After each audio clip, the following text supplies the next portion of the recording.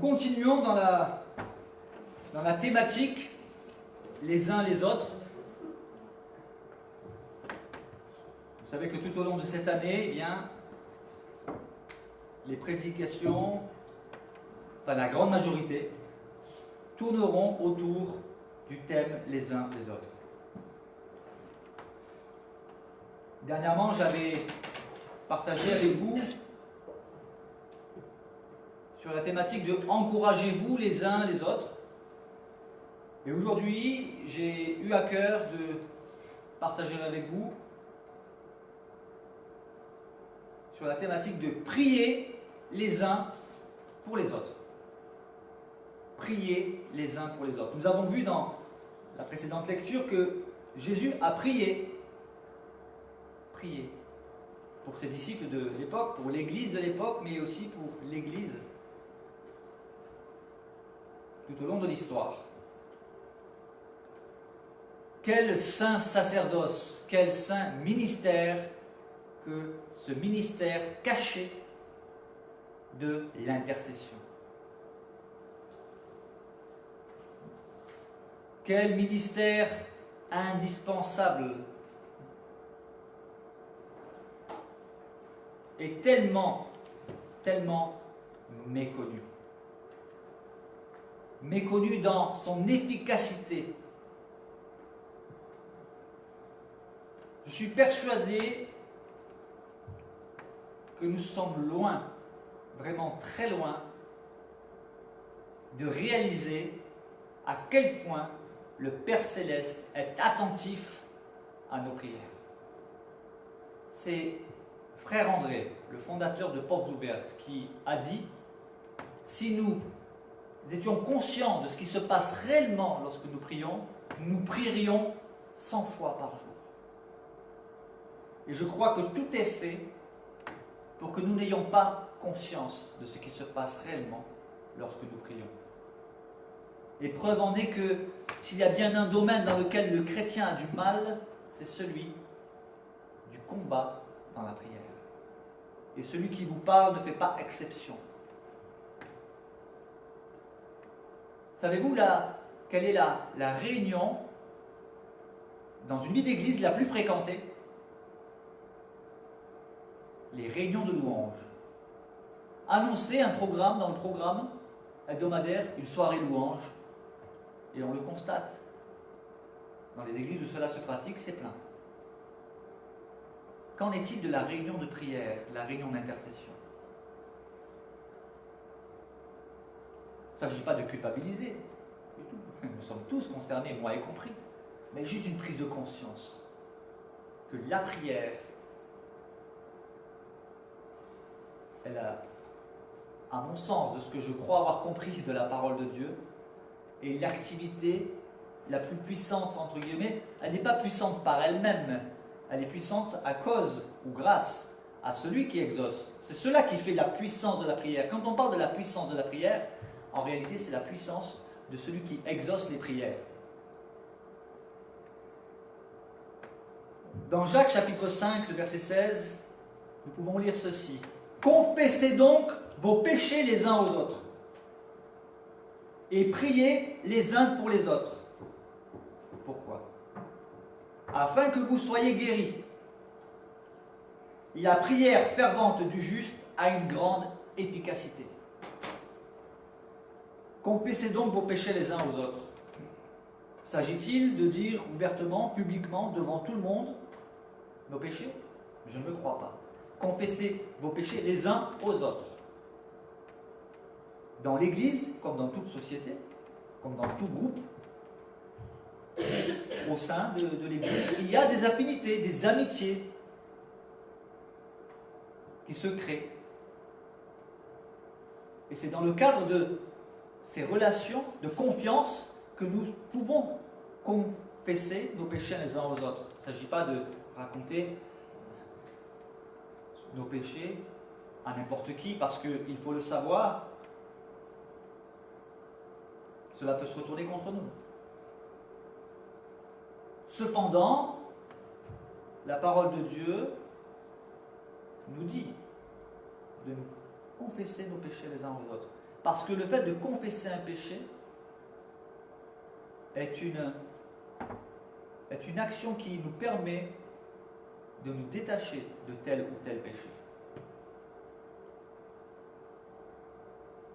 La politique de l'autruche nous enfonce davantage dans le péché. Faire comme si de rien n'était. C'est nier ce qui nous empêche de vivre une vie de chrétien authentique, authentiquement saint. Pas sans péché, parce qu'aucun de nous ne peut affirmer qu'il est sans péché, mais être dans une dynamique de marche dans la sainteté. Priez les uns pour les autres, parce que c'est efficace. Et je ne pense pas être le seul à pouvoir dire que je l'ai expérimenté. J'ai vu de mes yeux ce que Dieu est capable de faire lorsque nous prions. Pour un frère, que ce soit dans la foi ou un frère de sang, de chair, un frère, une sœur, un ami, un voisin, l'intercession. Nous allons le voir. Et mon souhait, ma prière, est que nous soyons tous encouragés à la fin de cette prédication à prier davantage les uns pour les autres.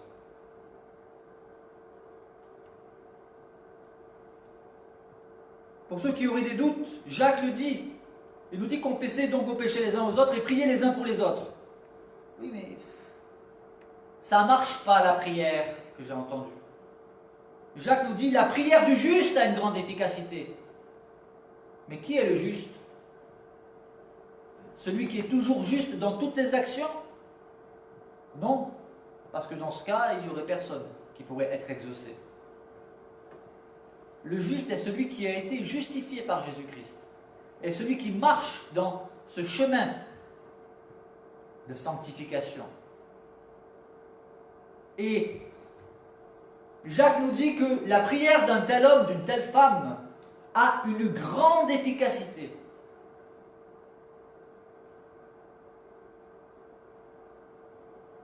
Les frères et sœurs qui ont un service, un appel dans l'intercession, pourraient en raconter des exaucements. Ceux qui sont aguerris au combat dans la prière savent que Dieu exauce. Cependant, il faut le dire, il y a des situations où nous avons prié, où nous avons intercédé, et où les choses ne se sont pas passées comme nous l'avions demandé. Il faut le dire. Il ne s'agit pas de faire croire que nous obtenons tout ce que nous demandons. Dieu reste souverain. Et il y a des situations pour lesquelles nous n'aurons de réponse que dans l'éternité. Cependant, cela ne doit pas remettre en question ce que la Bible nous dit, à savoir que la prière du juste a une grande efficacité. J'ai personnellement constaté dans ma vie qu'effectivement, il y a des prières qui n'ont point été exaucées. Mais ma foi, ma confiance dans le Seigneur, ma confiance dans la souveraineté de Dieu m'amène à adopter l'attitude suivante d'acceptation. Inversement, j'ai aussi vu des exaucements que je ne croirais pas si je ne les avais pas vécus. Qu'est-ce que Dieu est capable de faire lorsque nous prions les uns pour les autres? Un exemple dans le livre des Actes, chapitre 12. Pierre était emprisonné. Et l'issue de cet emprisonnement, ce devait être la mort. Actes chapitre 12, verset 5 nous dit ceci. Pierre donc était gardé dans la prison. Et l'Église ne cessait d'adresser pour lui des prières à Dieu.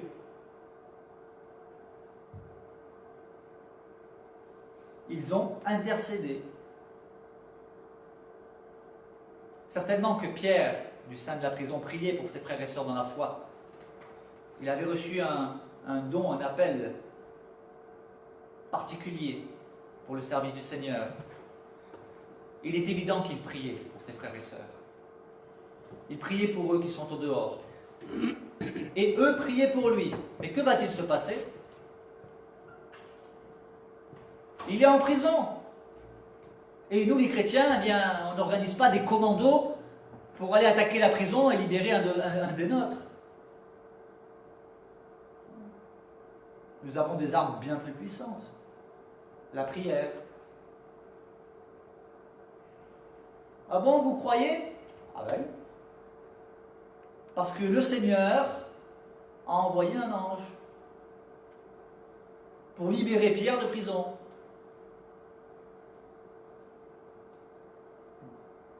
Il a même inauguré les portes automatiques, puisque les portes de la prison se sont ouvertes automatiquement. Pierre lui-même avait du mal à en croire ses yeux. Ce n'est qu'une fois dehors qu'il a réalisé qu'il venait vraiment d'être libéré de cette prison. Jusque-là, il pensait qu'il rêvait. On peut comprendre, on est en prison, on a envie d'être libéré. Mais ça s'est vraiment passé. Mais ce qui est curieux, et il me semble dénoter ici une touche humoristique,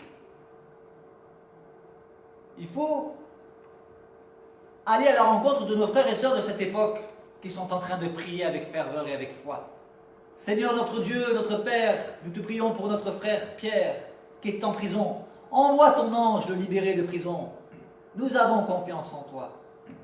Oui Seigneur, oui, je me joins à la prière de mon frère. Oui Seigneur, Amen, libère. Seigneur, nous avons confiance en toi, tu es tout puissant. Les murs des prisons peuvent être pour toi comme les murailles de Jéricho. Toc, toc, toc. Et bien sûr, c'était pas dring, hein, j'allais dire dring, il n'y a pas de sonnette. Toc, toc. Rod, va voir qui frappe à la porte. C'est Pierre, hein? Mais t'es folle. Oui, c'est Pierre, mais non, ça doit être son ange. Mais c'est Pierre! Ils ont prié, Dieu a exaucé et ils ont du mal à y croire. L'Église ne cessait d'adresser pour lui des prières à Dieu. Que nous demandent nos frères et sœurs persécutés? Qu'est-ce qu'ils demandent le plus? Que nous prions pour eux. Et j'ai eu l'occasion de lire des témoignages où il est évident que Dieu est intervenu de manière extraordinaire, miraculeuse, même si, il faut le dire, l'issue la plus répandue est souvent la mort. Savez-vous qu'il y a 245 millions de chrétiens persécutés dans le monde, dont 4000, environ 4000, sont tués chaque année. Et quel effroyable silence de la part des médias. Hier, j'ai partagé sur un réseau social cette vérité. Il y a une personne qui m'a écrit « Oui, il faut arrêter avec la victimisation ». Je dis quoi? 245 millions de chrétiens persécutés, vous appelez ça de la victimisation? Ça dérange. Mais nous devons le faire savoir. Pas pour se placer en victime, mais comme témoignage. Oui, nous sommes persécutés, quoique nous en France, reconnaissons-le, nous jouissons d'une grande liberté. Cependant, nous ne sommes pas forcément les plus fervents dans notre marche chrétienne. Chez nos frères et sœurs persécutés, croire en Jésus peut leur coûter la vie. Et la prière, ils savent ce que c'est. Il y a un combat qui se joue. Paul, aux Romains, écrivait ceci: « Je vous exhorte, frères, par notre Seigneur Jésus-Christ et par l'amour de l'Esprit, à combattre avec moi. » Comment combattre? Je m'arrête ici. Je prends ce verset et je peux affirmer, regardez votre Paul, il disait qu'il faut aller combattre. Ça c'est lorsqu'on lit une partie du verset ou lorsqu'on instrumentalise la parole de Dieu. Oui, nous sommes appelés à combattre. Chrétiens, prenons les armes. Oui. Mais de quelle arme s'agit-il? Paul disait, je vous exhorte, frères, par notre Seigneur Jésus-Christ et par l'amour de l'Esprit, à combattre avec moi. Comment? Eh bien, en adressant à Dieu des prières en ma faveur. Pourquoi? Afin que je sois délivré des incrédules de Judée, et que les dons que je porte à Jérusalem soient agréés de la part de nos frères et sœurs, en sorte que j'arrive chez vous avec joie, si c'est la volonté de Dieu, et que je jouisse au milieu de vous de quelque repos. Que le Dieu de paix soit avec vous tous. Amen. Paul priait avec foi, mais retenons ceci, en sorte que j'arrive chez vous avec joie, si c'est la volonté de Dieu.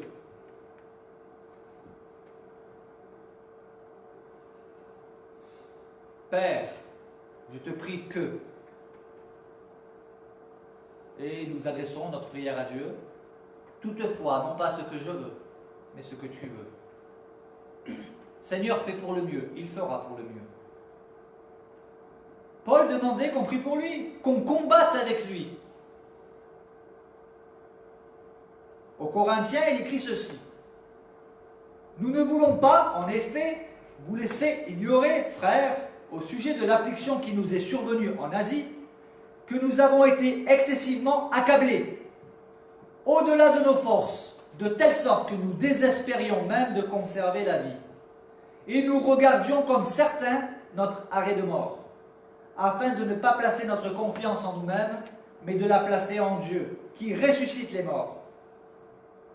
C'est lui qui nous a délivrés et qui nous délivrera d'une telle mort. Lui de qui nous espérons qu'il nous délivrera encore. Vous nous assistez vous-même, comment? De vos prières, afin que la grâce obtenue pour nous par plusieurs soit pour plusieurs une occasion de rendre grâce à notre sujet. Vous nous assistez vous-même de vos prières. Quel pouvoir extraordinaire le Seigneur nous a accordé. Nous pouvons, par nos prières, agir d'une manière tout à fait extraordinaire, avec une efficacité extraordinaire, par la prière. Dans Éphésiens, Paul écrit ceci, « Priez pour moi ». Pourquoi? Afin qu'il me soit donné, quand j'ouvre la bouche, de faire connaître hardiment et librement le mystère de l'Évangile. Pouvons-nous croire un instant que Paul demandait que l'on prie pour lui s'il n'était pas convaincu de l'efficacité de l'intercession?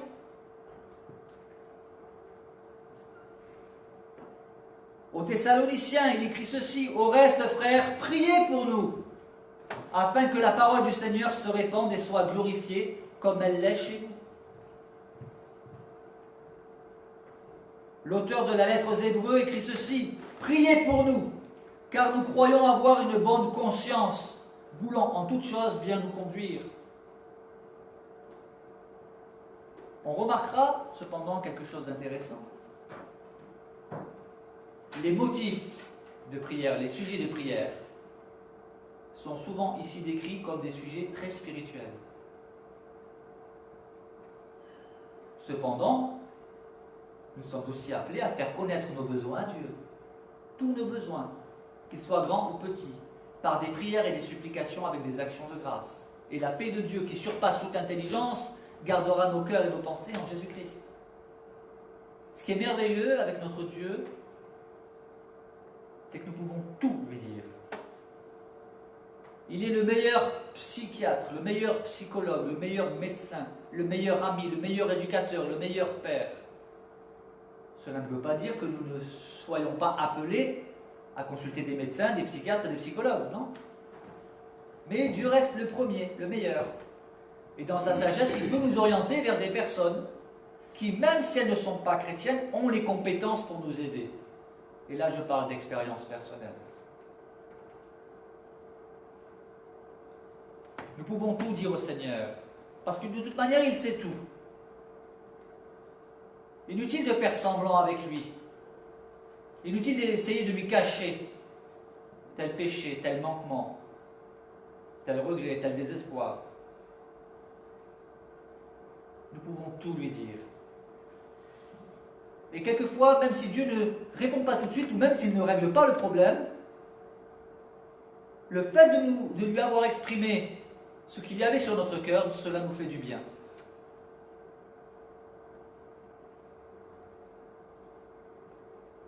En tout cas, si Paul, si les premiers chrétiens vivaient au quotidien l'intercession, s'ils priaient les uns pour les autres, c'est que cela est efficace.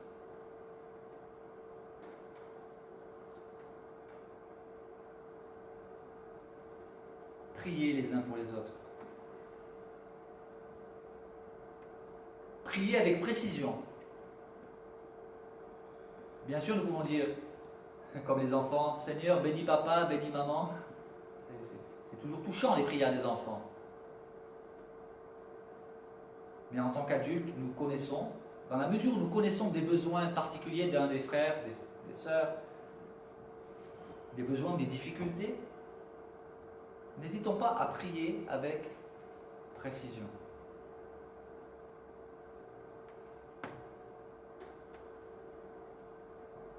Nous savons que lorsqu'il y a eu ce combat entre Israël et un peuple ennemi, lorsque Moïse élevait sa main, Israël était le plus fort.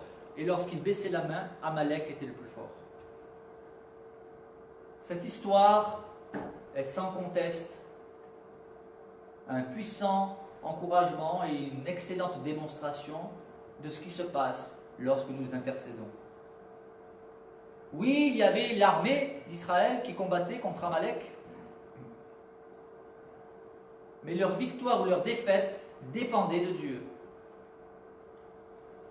Et il y avait un homme qui se tenait à la brèche, qui se tenait devant Dieu, c'était Moïse. Mais il était entouré de 2 compagnons d'armes qui soutenaient sa main lorsqu'elle fatiguait. L'image de Moïse qui lève la main sur le peuple, c'est l'image de l'intercession. Et lorsqu'il se relâchait, eh bien, le peuple d'Israël était en difficulté. Lorsque Dieu s'est mis en colère contre son peuple, Moïse s'est tenu à la brèche. Dieu dit à Moïse, maintenant laisse-moi. Ma colère va s'enflammer contre eux et je les consumerai. Mais je ferai de toi une grande nation.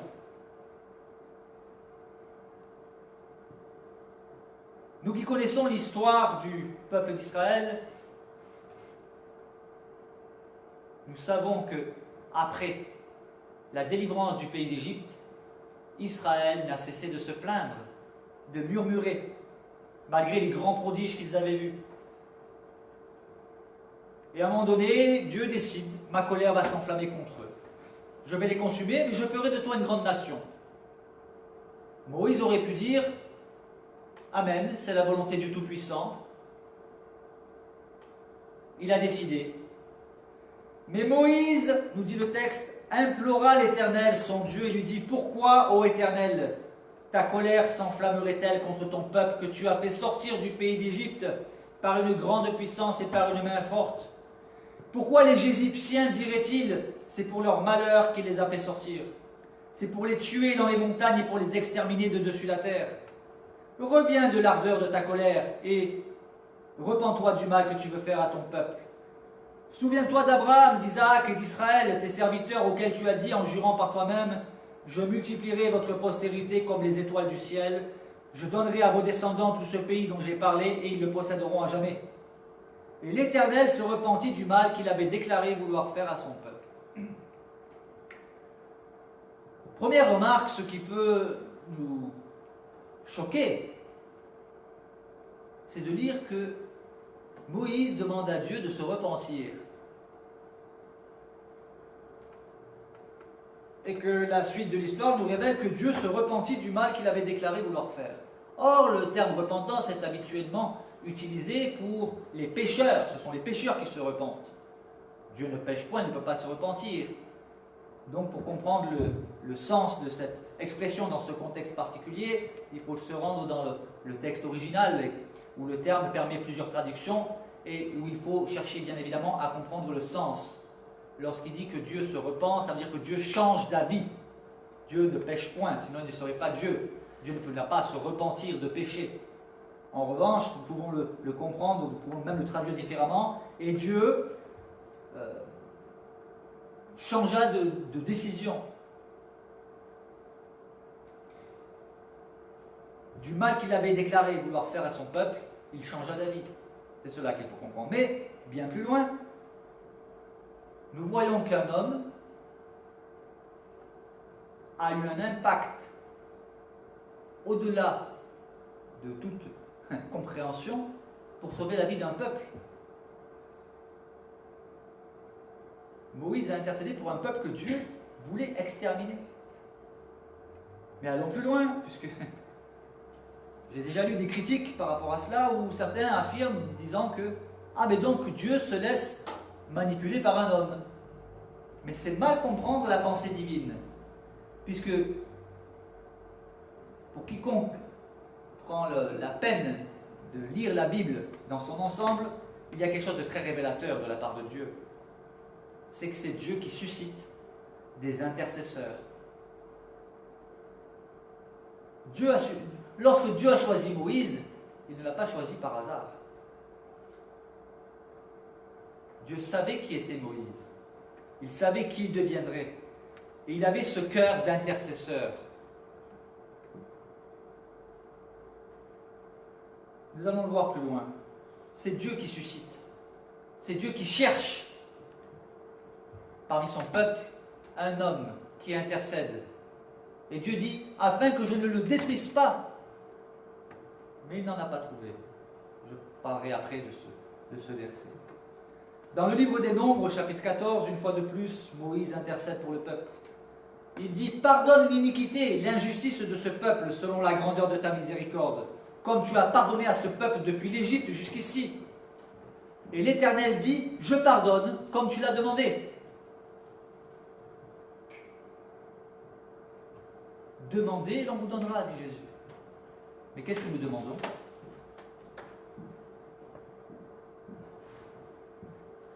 Je suis interpellé par cette parole extraordinaire de Jésus. Si vous demeurez en moi, et que mes paroles demeurent en vous, écoutez bien, demandez ce que vous voudrez, et cela vous sera accordé. Cela vous sera accordé. La condition, c'est si vous demeurez en moi, que mes paroles demeurent en vous. Et une des caractéristiques de l'homme, de la femme, de Dieu, c'est qu'il est au diapason de la pensée divine. Il y a des choses qu'il n'osera jamais demander parce qu'il sait que Dieu n'agrée pas. Mais celui qui est proche de Dieu, qui a une relation personnelle avec Dieu, peut discerner ce avec quoi Dieu est d'accord. Et comme le dit Jean, si nous savons quelle est sa volonté, que nous demandons quelque chose selon sa volonté, nous savons que nous obtenons ce que nous demandons. Mais n'y a-t-il pas des situations pour lesquelles nous ne connaissons pas la volonté de Dieu? Par exemple, dans le domaine de la guérison. Tel frère, telle sœur est malade. Il n'y a aucune promesse dans la Bible qui nous assure que Dieu guérit tous ceux pour qui nous prions. Ça n'existe pas. Alors comment pouvons-nous prier? Eh bien, on peut prier avec foi en disant, Seigneur, je te prie pour tel frère, telle sœur qui est malade. Je ne sais pas si tu veux le guérir, je ne sais pas si tu vas la guérir, cette personne, mais je te demande de faire pour le mieux. Et Dieu fera pour le mieux, selon sa volonté. C'était un exemple. Mais voyez-vous, si nous prions pour que des relations soient restaurées au sein de la famille, cela est dans la volonté de Dieu. C'est des choses pour lesquelles Dieu peut intervenir. Et ça, je l'ai vu aussi de mes yeux, de mes propres yeux. Si nous prions afin que nous-mêmes, si nous prions, disons, Seigneur, tu vois que j'ai de la haine ou de l'amertume contre tel frère, telle sœur, je te demande de m'aider à pardonner. vous savez que vous serez exaucés. Il ne peut pas en être autrement. Pourquoi? Parce que c'est dans la volonté de Dieu que nous pardonnions. Donc si un frère, une sœur prie en disant « Seigneur, aide-moi à pardonner », il le fera, même si cela doit prendre du temps. Il y a des choses pour lesquelles on sait que Dieu est d'accord.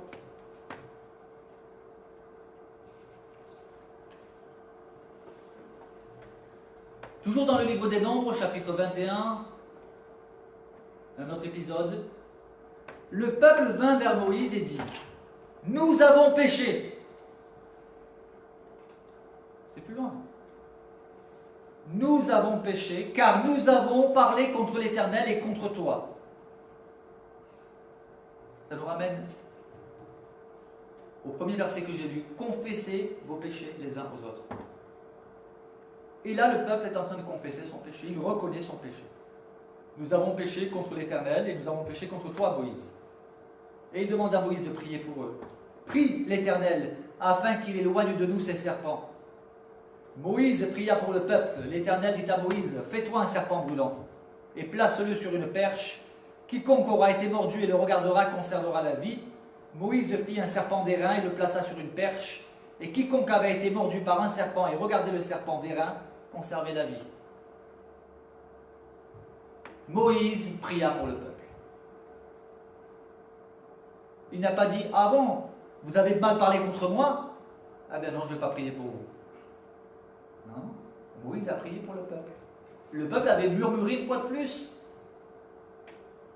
Et Dieu avait exercé son jugement, des serpents venimeux les ont attaqués. Et ils étaient plusieurs à mourir. Et là, devant ce jugement de Dieu, le peuple a pris conscience de son péché, et a confessé son péché, a reconnu son péché contre l'Éternel et contre Moïse. Et ils se sont inclinés, ils ont demandé à Moïse de prier pour eux. Et nous avons ici l'image de la morsure du péché qui nous conduit à la mort. Et le seul moyen de ne pas mourir, c'est comme l'a dit Jésus, de même que Moïse éleva la perche, le serpent d'airain, de même, celui qui croit au Fils aura la vie. C'était une image, une préfiguration du salut accordé par Dieu en Jésus-Christ. Car nous sommes sauvés en considérant la croix de Jésus-Christ, en nous repentant de nos péchés comme le fit le peuple, et en plaçant notre confiance dans ce moyen qui, à l'époque déjà, devait susciter bien des questions. Pour être guéri de la morsure du serpent, il fallait regarder, tout simplement. Il ne fallait pas toucher le serpent, il fallait regarder le serpent sur la perche. Une préfiguration de la foi. Je crois que devant un tel drame, je ne crois pas qu'il y ait un seul membre du peuple qui ait dit « Ah non, moi ce moyen-là, ça ne me convient pas. » C'est soit ça, soit tu meurs. Il fallait avoir la foi pour obéir. Mais voyez-vous, la foi face à la mort, curieusement, on la trouve plus facilement. Des personnes qui toute leur vie ont clamé haut et fort leur athéisme, leur rejet de Dieu, face à la mort, et nombreux sont les témoignages de cet ordre, eh bien, ceux qui revendiquaient leur athéisme, leur rejet de Dieu, certains, pas tous, parce que d'autres préféraient s'endurcir, mais certains finissaient par se tourner vers le Seigneur en disant « Je reconnais que j'ai péché, que ma vie est un tissu de mensonges, la coupe est pleine, la coupe du péché, je me repens, veuille m'accueillir, Seigneur. » Oui, devant la mort. Dans le livre de Deutéronome, Moïse rappelle ceci. « Je me prosternai devant l'Éternel comme auparavant, 40 jours et 40 nuits, sans manger de pain et sans boire d'eau, à cause de tous les péchés que vous aviez commis en faisant ce qui est mal aux yeux de l'Éternel, pour l'irriter. Car j'étais effrayé à la vue de la colère et de la fureur dont l'Éternel était animé contre vous, jusqu'à vouloir vous détruire. Mais l'Éternel m'exauça encore cette fois. » Oui, il a été exaucé plusieurs fois, Moïse, lorsqu'il a intercédé pour le peuple. L'Éternel était aussi très irrité contre Aaron, qu'il voulait faire périr, et pour qui j'intercédais encore dans ce temps-là. le pouvoir de l'intercession. Connais-tu un frère, une sœur qui s'est éloigné de Dieu? As-tu un propre membre de ta famille qui ne veut rien savoir de Dieu et qui s'enfonce chaque jour davantage dans les profondeurs du péché?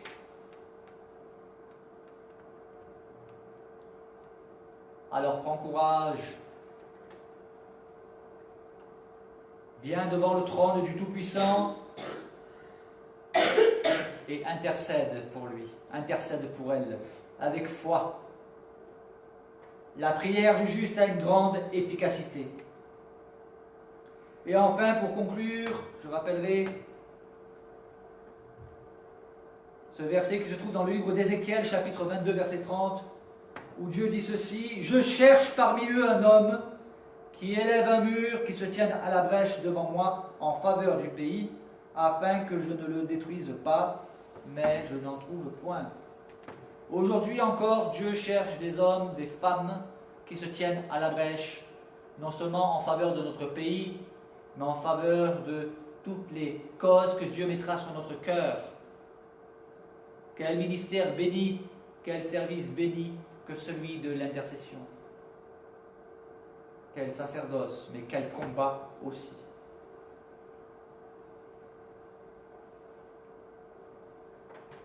Alors puissions-nous être aujourd'hui encouragés, édifiés,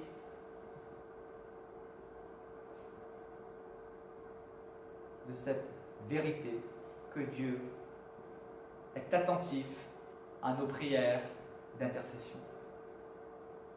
Nous pouvons changer la vie de nos frères, de nos sœurs, de nos familles, de nos amis, de nos voisins par l'intercession.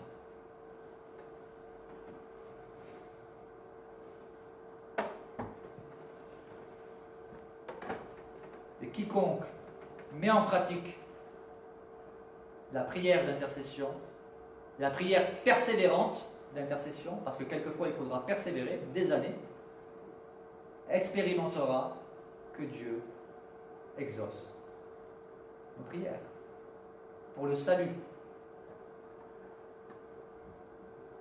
Le salut éternel, mais aussi le salut dans des situations précises, particulières. Quelquefois, Dieu interviendra rapidement lorsque l'urgence de la situation l'exige. Et en d'autres circonstances, il nous demandera de persévérer. Que le nom du Seigneur soit béni.